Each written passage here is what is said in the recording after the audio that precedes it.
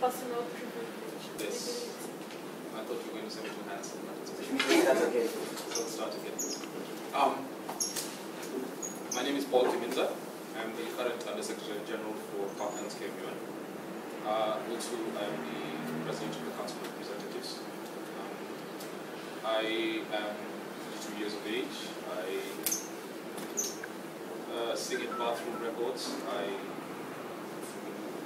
love to debate and love international affairs. Politics interests me. I play chess and checkers. I sing. I don't dance. And I love KenyaMUN, and the reason is because it has given me an opportunity to do things that I previously thought I could not. I have gotten this opportunity and I really appreciate it. So the reason I'm running for Secretary General is there's a lot that I think I can do in the office. There's a lot that I know I can do in the office, and the organization has to take a certain course of direction that I wish to utilize the office of Secretary General to achieve. So I think I don't want to bore you too much. I'll stop there and open to questions. So we shall start with questions from any USG. So does any USG have a question for Paul? Apparently it's only one USG, so it's like you USG question for me. Okay, I have a question. Okay, what direction would you like, as SG, what direction would you take in your investigations? Well, I have viewed with concern, per se, coming from EAMU, you have the perspective of having worked with international schools and gotten to work together on a larger scale, and you come to expect a lot. So at the university level, you should be, shall we say, more what? Our level of presentation should be more prepared. It should be more up to date. It should be more up. More what? Let me put it in terms of everyone to understand. It's like when you go to EA, you're given the realization that everything is being run in a certain manner. That there's a seriousness that's going on there. There's a program that needs to be followed. When you come to university, you realize that there's a lot of freedom. And that freedom is misused at times, and I'll explain how. Because for me, to be at the UN, we're kicking out very serious people to be there for the week. To use those conference rooms where actual heads of states sit there. And it is a shame, basically, for guys to come and sit for the entire week only to get a certificate at the end of it and have not done anything at all. So my idea of KenyaMUN is it is a serious organization because the very beginning of MUN was to provide students with a platform, right? For the youth to get a platform to share their ideas with. And my idea of how KenyaMUN should be run is, instead of us sitting down and writing resolutions that are peer-reviewed and don't really go anywhere after we're done, it is we approach government, we approach civil organizations, we get to work together with these people to come up with actual solutions to actual problems. My idea of KenyaMUN is where we write resolutions, yes, but those resolutions are not just peer-reviewed. We do something about them in that we forward them to the responsible bodies that we're talking about in the resolutions. And in order to do that, we must have achieved a certain level of training, a certain level of, shall we say, a certain level of preparedness, where I can take delegates from KenyaMUN without having to think twice about their level of preparedness and take them anywhere in the world and sit them there with the best in the world and do their part. That is my dream for KenyaMUN. Sure. So basically you say you like the personal training.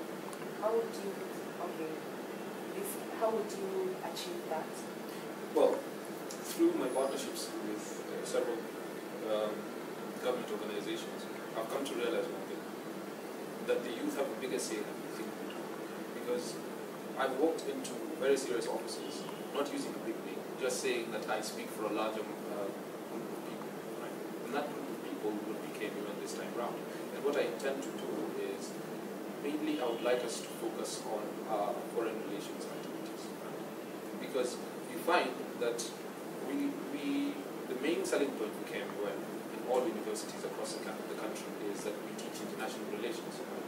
But what part of that can we actually give to people that would give any legitimacy?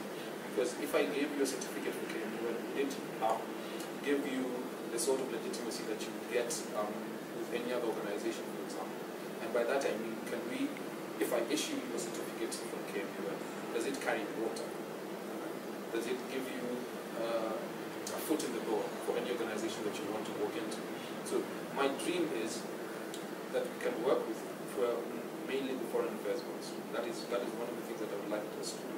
And the program that I want to put in place is that we work with universities to come up with a system of acknowledgement. So that if you attend a certain level of training sessions that will be run jointly by us, the Foreign Affairs Ministry, and a university of choice, so that we issue certificates after that are able to be recognized by government. That is what the thing that I want us to do, and I believe we can do it because I have done it before. Currently, I'm working with IDIS, the Institute of Diplomacy, to come up with a way to give certificates to people who qualify as people who qualify as political advisors. And how they do that is they give us training sessions that you must attend a mandatory session of. It's about an 8-week program. So I want us to do the same kind of program with government, so that we can come up with better place to go. Because I believe the youth have ideas. They have great things to say. It's just the platform that they're lacking. One thing that I always tell my members is KenyaMUN is a microphone. Right? We give you a microphone to say what you need to say, because you have the ideas, your thoughts, but the microphone is lacking. So let's utilize it well.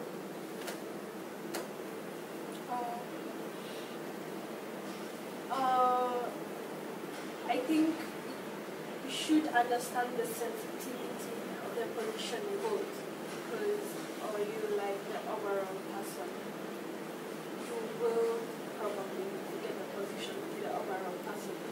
And over the period you've been PCR and PST, you've been having at times time lapse. You have disappeared for several maybe weeks or days. But in the SG position, you can't, I'm drip and I'm here. So you cannot, so how different will it be from the year you've already had? You were having lapses. How can we be assured that you won't have lapses come next year? That is a valid question, and I'll answer that very soon. The lapses that I believe you're referring to occurred a few months ago, and that was due to I lost of work. So all my contacts were gone. I didn't have, shall we say, any new contacts. So I had to start cultivating them new. But I worked on the problem, and I believe it's been sorted. However, it is fair criticism that I take that, because as a leader you cannot afford to be missing in action at any point, and I will rectify the situation. Should anything like that ever happen again, it will not take as long as it did before.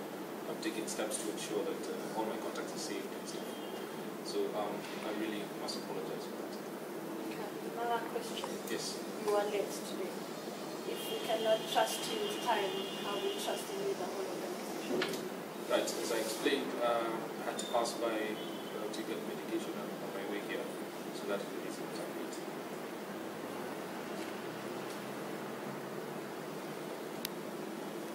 Any other person? Any question? Do you think you're an excellent communicator? Because in this position that you're vying for, communication is key. Well, I believe that when I started my course as USG, I was not an excellent communicator.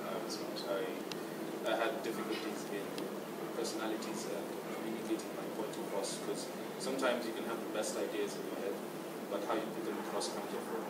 So through the year that I have worked as USG and as PCOR, I've met many characters, and it has helped shape my speech. It has helped shape how I approach things, how I approach issues and people, and speak to them. And I believe that I'm better off than when I started. And currently, I could say, a scorecard of 1 to 10. 6 is not a bad thing to be, but communication, I believe, is key in any office, because if I don't, for example, I noticed a few breaks in between where communication is not going very well between us and the Secretariat as the COR. We were not, shall we say, very well informed of some things. So we noticed that due to that we were encountering difficulties that we would normally not have. So I understand and appreciate the value of communication, not just communication, effective communication. So I will take that into very high consideration. What interpersonal skills do you have? Interpersonal skills. I don't like speaking about myself very much, but well, I can say this. Even if, for example, I am not the, shall we say, smartest person, I have a passion for the job. I have the drive to help when it is needed. And I believe every person in this room can speak to that, because any time that anyone has needed help from me, they have come to me and I've given it to the best of my ability. I believe as SSG, you must be a person that is approachable, where people feel that they can talk to you about anything and not get anything. So one of the biggest tools that I bring with me is the fact that I'm approachable, that people can speak to me and I will answer. As well, other than just being approachable, I think the other thing is being ready to listen. Because you can have a leader that is not ready to listen, and that is a very big problem. Which I admit at the very beginning of my tenure, I was not as open to listening as I am now. Because you must appreciate that others have ideas that are great, but you need to listen to them as well. And so I think the most valuable things that I bring with me are those two. Coming from your background as the president of the Council of Representatives, that's the chapter level, in what way, and now that you're vying for a national secretary position, how would you seek to enhance the cohesion between the secretariat and the chapter members in order to build KenyaMUN? I think there is a degree of formality that is plaguing KenyaMUN. I'll say this, I'll use the word plaguing in quotes, because as a member of the COR myself, and I'm sure many USGs, if asked candidly, will tell you that they feel a certain level of disgruntlement, and that is because the Secretariat and the COR are not seen to be working in tandem. It is basically where that many in the COR feel that we are, shall we say, secondary, where USGs are not given pride in place. I'm not talking about us being given diets because we don't want the diets. What we want is, I'm just like you echoing the feelings of the people that I represent, where you, for example, when we're talking about recognition for USG for once in a year, so that when a USG walks into it, it's not that we want people to notice that we walk into it, but in recognition of the efforts that these guys have made throughout the year, I believe the Secretariat should be willing to give some concessions. You see, the Constitution as it outlines is making the Secretariat an all-powerful organism, right? Because you find the Secretariat cannot be overruled in anything, which is what the Constitution prescribes. However, for there to be an effective running of KenyaMUN, every organ must feel that we have a certain part and a certain role to play, so that we have the balance of power. Effectively, my post as PCOR this year was not so much Speaker of the House as it was Leader of Majority, because as PCOR you should be Speaker of the House. You handle the legislative issues of the day, which is what the Council of Representatives should be, because you see we represent the constituent bodies of KenyaMUN. My view of the Secretariat is that it's a policy decision-making organ, where the Secretary General is like the President, where you run the organization on a daily basis, making policy issues, making decisions. However, on legislative issues, I believe the people that are on the ground, who are the USGs, the people that are running KenyaMUN on the local chapter basis level, are more informed about issues on the ground than should say the Secretariat. So I believe on issues of policy, the Secretariat should be doing that. On policy directions of where we're doing as a club, where we're doing as an organization, that's all KenyaMUN. That's all the Secretariat. But I believe for there to be a better running of KenyaMUN, need to give more concessions to each individual so that it feels that it has a certain level of autonomy, that we can do things in our own without necessarily having to go through bureaucratic hurdles. I also think that this year, for example, we, as a COR, had enacted the Council of Representative Rules of Procedure. However, you see, even for such a small thing to occur, we need the approval of the Secretariat. You know, and it does not, it's just bylaws about, because the rules of procedure are just bylaws about how do we meet, when do we meet, those sorts of things. You know? So I think there is a certain level of us being here and that where I understand that it needs to be there for some hierarchy to occur. However, we need to be here because you see, it's a parallel program. What we have to offer to the table is no less important than what the Secretariat has to offer. Because if you do not have a USG, you cannot run KenyaMUN. And if you do not have the Secretariat, then the basis of why we're having KenyaMUN is just not there. So I believe very strongly, in fact, that if I was given SG, one of the first things that I want to do is give more powers to the COR, so that the PCOR and the people that come after me feel that they are valued and feel that they can participate in issues without having necessarily to consult on every small thing. You've talked quite a lot about concessions and giving power, but could you care to specify what sort of powers or what sort of concessions you'd like to make?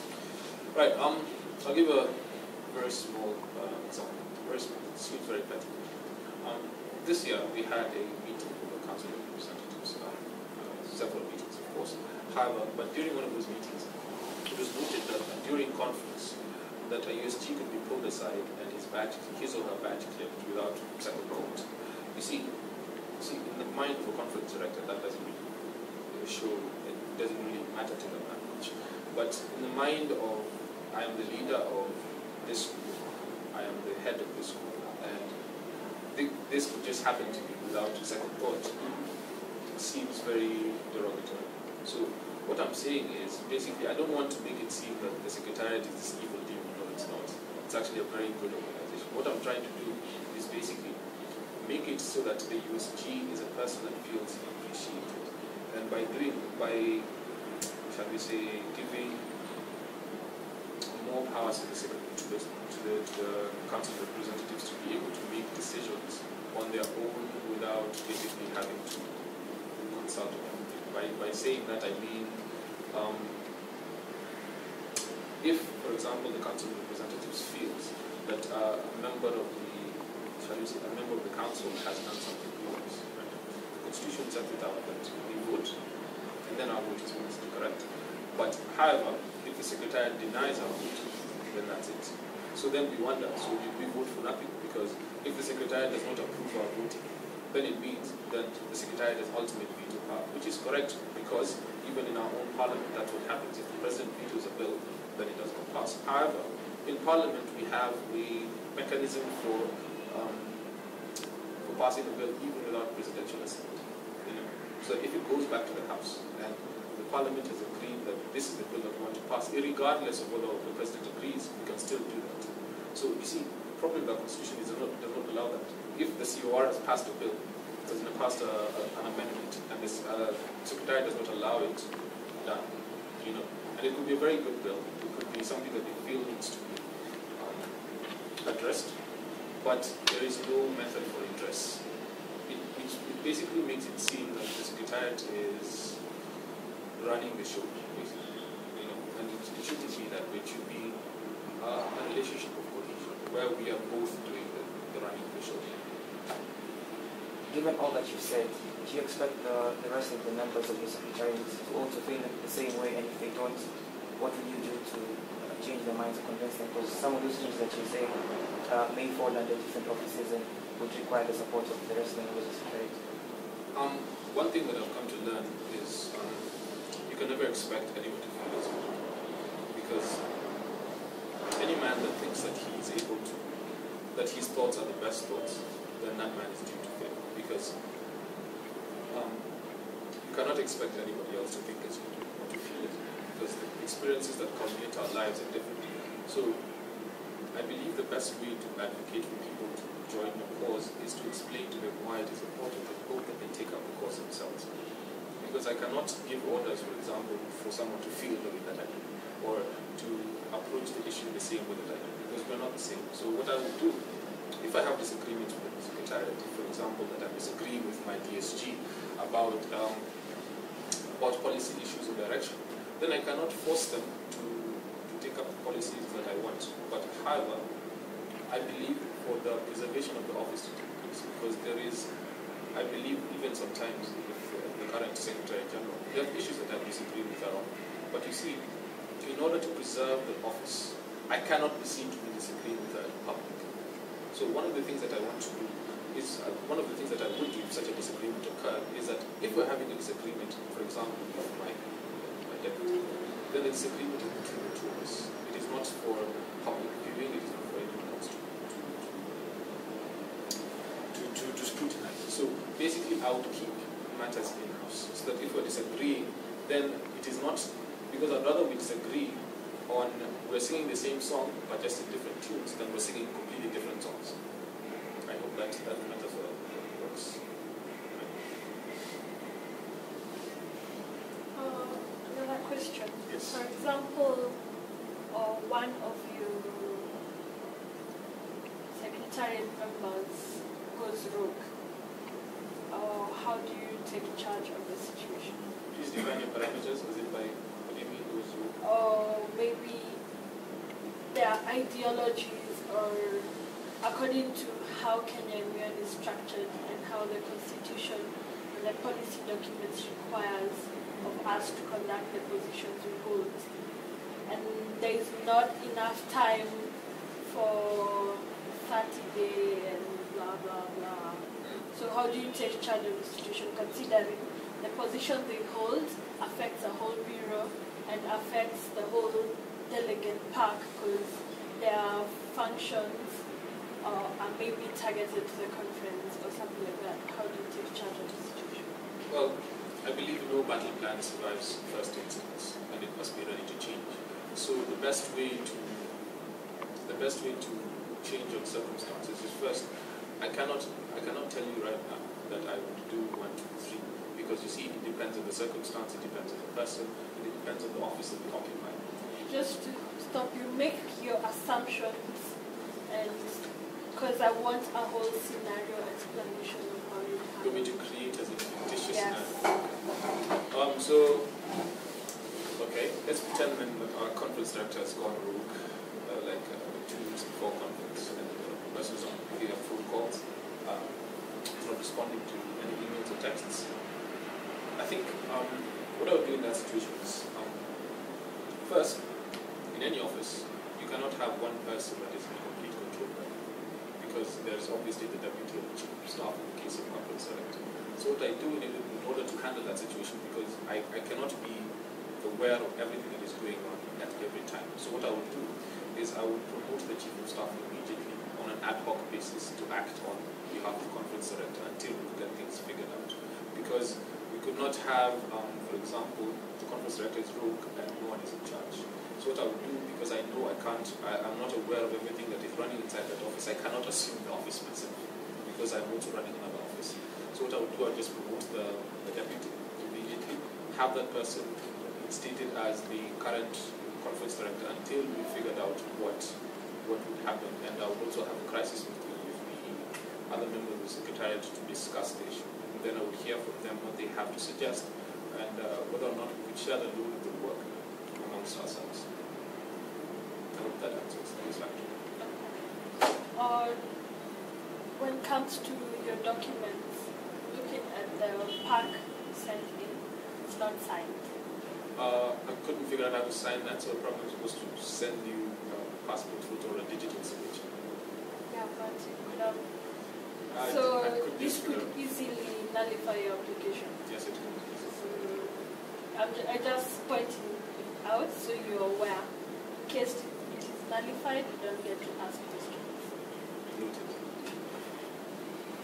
Just 2 questions. First of all, the apologies for coming late. I was caught up somewhere else. First of all, you came to the interview with slippers in open shoes. Pardon? You came to the interview with open shoes. I'd just like to get your idea of it, in that this is supposed to be a professional interview, and you show up in open shoes. So can you elaborate on that? Second question is this.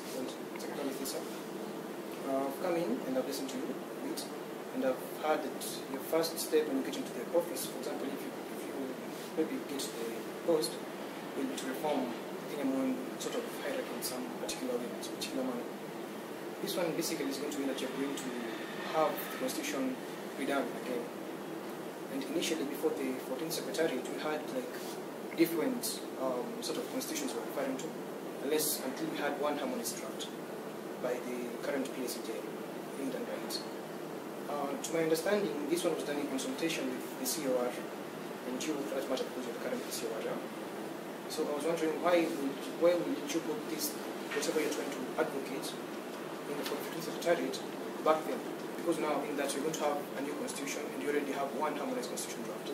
So why would you want to, or why rather did you not do it initially, when you had the chance? Okay, first things first. The reason that I'm in open shoes is because I have doctor's orders. I'm not supposed to wear shoes for quite some time.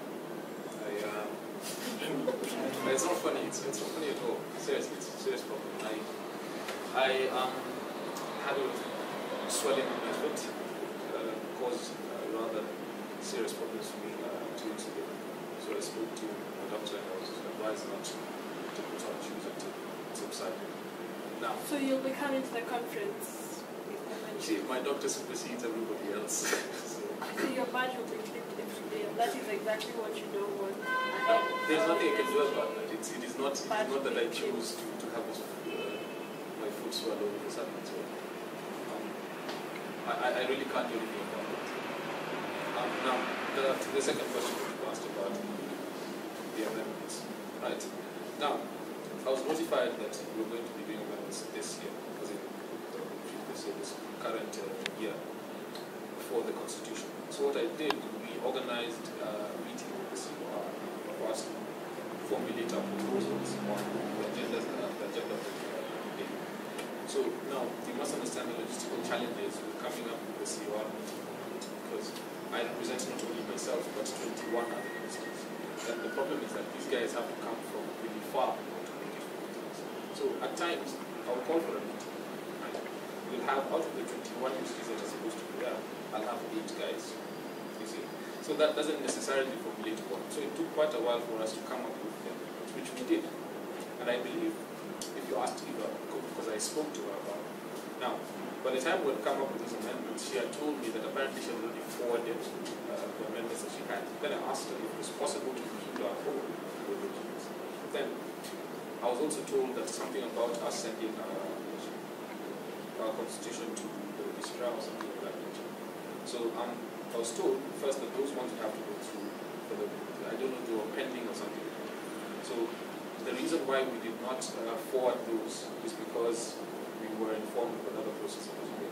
However, for clarification on this issue, the amendments and the recommendations that the COR had proposed were all copied down. We have them written down. It's just now a matter of, once the new secretariat is in place, we can discuss them and see which one to move forward. Because my question is actually, the thing is, you pointed the issue of the registrar, the AG's office. Basically, which means that the constitution was forwarded, used for registrar.